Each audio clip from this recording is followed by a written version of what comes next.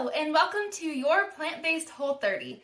My name is Ryan, a vegan dietitian here to show you all the tips, tricks, and tools you'll need to accomplish this Plant-Based Whole30. We are so excited to have you joining us, so let's take a quick look at all the things you're going to need to know. The Plant-Based Whole30 is broken up into two different sections. The first 30 days are going to be the elimination, and then you'll have 6+ days of reintroduction.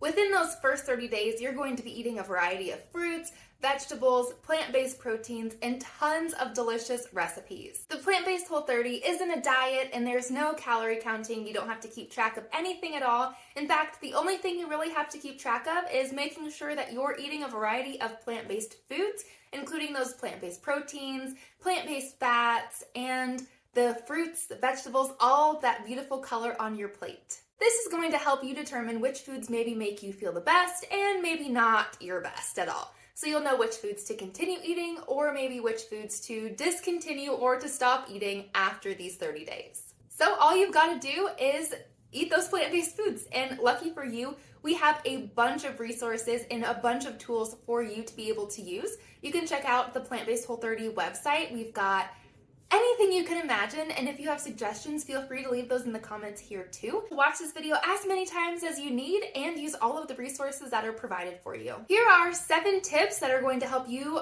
breeze through the Plant-Based Whole30 and be there to really help, support, and guide you on the types of foods to eat. So without further ado, let's jump into the rules. Which brings us to tip number 1, which is learn the Plant-Based Whole30 rules. These rules are going to tell you what to eat and what not to eat, exactly laid out, super easy to understand. Let's jump into it. Rule number 1, no animal proteins. This includes things like chicken, beef, venison, anything that is an animal-based protein product will be excluded from the Plant-Based Whole30. This includes eggs too. Rule number 2, no animal-based fats. This includes butter, ghee, lard. Any fats that are going to come from animal-based sources are excluded. Rule number 3 is no highly processed forms of soy. This includes things like textured vegetable protein, soybean oil, and soybean concentrate. Rule number 4, no real added or artificial sugar. This includes things like maple syrup, date syrup, refined sugar, coconut sugar. All of those will be excluded.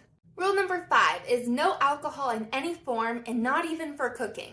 Number 6 is no grains, which includes things like wheat, barley, oats, millet, sprouted grains. Anything from the grain category will be excluded during these 30 days. Number 7 is going to be any animal-based dairy, which includes milk, yogurt, cottage cheese, anything that comes from an animal-based product. Not just cow's milk, but goat's milk, sheep's milk, any animal that produces milk will be excluded too. Number 8 has to do with checking your labels. We are looking for carrageenan and sulfites. Both of these ingredients are going to be excluded on the Plant-Based Whole30 as well as the regular Whole30.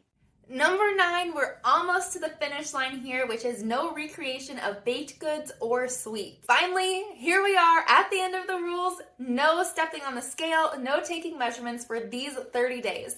The Whole30 program is about so much more than your weight loss or measurement changes. It's about really getting in tune with your body and knowing what foods make you feel good and what foods maybe don't make you feel good. So stay off the scale and stay away from the tape measure. And like everything, there are some exceptions that are going to make your Plant-Based Whole30 go a little bit smoother. So we'll post those on the screen here for you to see that these items are included sometimes, depending on how you're using them. We also have a Plant-Based Whole30 guide that completely lays out all of the program rules and everything that is included and is not included in very heavy detail. So you'll be able to have access to that by clicking the link in this description to see the entire booklet we have created for you. Now that we have the rules out of the way, let's jump to tip number 2, which is knowing the importance of preparation. Preparation is key because without preparation, you've got no plan and you have no way to know that your week's going to be set up for success for you. You're kind of just flying by the seat of your pants, which sometimes does work, but most of the time it does not. So having a plan going into the week can set you up for the biggest success with the Plant-Based Whole30 program. Plus, the Plant-Based Whole30 is a lot about self-care too, so making sure you have a plan for yourself, make sure that you are taking care of yourself appropriately with what you put into your body. Tip number 3 is knowing what you have, getting organized, and cleaning out your pantry. Once you know what's in your pantry, once you know what's in your fridge, it makes it a lot easier to prepare meals and to know what you have on hand.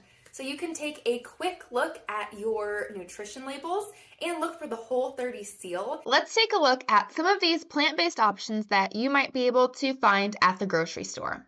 Not all of these brands are 100% plant-based, but they do have plant-based options, so it's important to make sure that you're still reading those labels. This is a good example of looking at a product quickly by just finding the Whole30 approved and then checking the ingredient list for no animal-based products.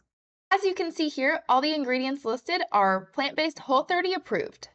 This is a great example of a product that you don't even need to read the ingredient list for because it clearly has the Whole30 labeling at the front, and at the very bottom underneath the flavor you can see it has a vegan and Whole30 seal, meaning it would be plant-based Whole30 approved. Some items that are plant-based Whole30 approved may not have the Whole30 seal, so it's best to just continue reading those ingredients and really using the information that's provided. Here's another protein option for you to choose during your plant-based Whole30. At the very bottom of the box, you can see the Whole30 logo smack dab. Really easy to read, knowing that this would be a plant-based Whole30 approved item. This almond milk is another great example of something that's easy to find. As we flip it over, you see the Whole30 seal or certification there, and it's only 3 ingredients, making it plant-based Whole30 approved. Using these plant-based Whole30 staples can ensure that you have plenty of options and plenty of sauces, plenty of dips for all of the recipes that you're going to be creating in your home. One place that you're going to want to stock up on, or one part of your grocery list that you're going to want to stock up on, is the fresh produce. That includes things like celery, broccoli, leafy greens, bell peppers. These can all be used during your plant-based Whole30 and are staples to keep you going and feeling full. Tip number 4 is having your meals planned ahead of time before we even get started with the plant-based Whole30. So know maybe the week even before we get started, what are you going to cook? What do you need to grab at the grocery store? Do you have things on hand? Kind of getting organized and ready to go before the actual date hits. That way it's smooth sailing and all you have to do is eat and enjoy. Tip number 5 is having the right mindset and knowing why you're going to want to make these changes. If you're kind of just doing it willy-nilly, then you're likely to revert back to what you were doing before and maybe not get the most out of it, but actually knowing why you are making these changes can lead to lifelong success and changes, positive changes. Tip number 6 is knowing what to expect within that first week. So in the first week, you're going to be eating a lot of different types of foods. Maybe they're a little bit more fiber rich, they're more whole foods than your body's used to. You have to give yourself a little bit of time to adjust and don't just think, oh my gosh, this is not going to work out. Give yourself that adjustment period and just keep going for the 30 days and see how much better you feel by that time. Hopefully by the second week, you're feeling pretty good, and by the 30th day, you're feeling the best you've ever felt. And lucky tip number 7 is utilize the Plant-Based Whole30 community. We have so many guides, resources, and humans to help you out. So join a community, get talking with other people. We're here to help you be successful and support you in any way. So don't hesitate to reach out if you need any help. Connect with other people who are also doing the Plant-Based Whole30. And if you haven't already, be sure to sign up for the Plant-Based Whole30 email list. That way you will get tips directly to your inbox, and you're more than likely going to be the first ones who know about new website articles, new recipes. You're going to be the first ones to know it all, and that will be available in the description below as well. Again, we are so excited to have you here and cannot wait to see how these next 30 days go for you. Please use all of the resources we have available and comment here what you're most excited about during this Plant-Based Whole30, and be sure to like, comment, share, get this out to all of your friends. Have them join us for the Plant-Based Whole30. It's going to be a great time eating delicious plant-based foods.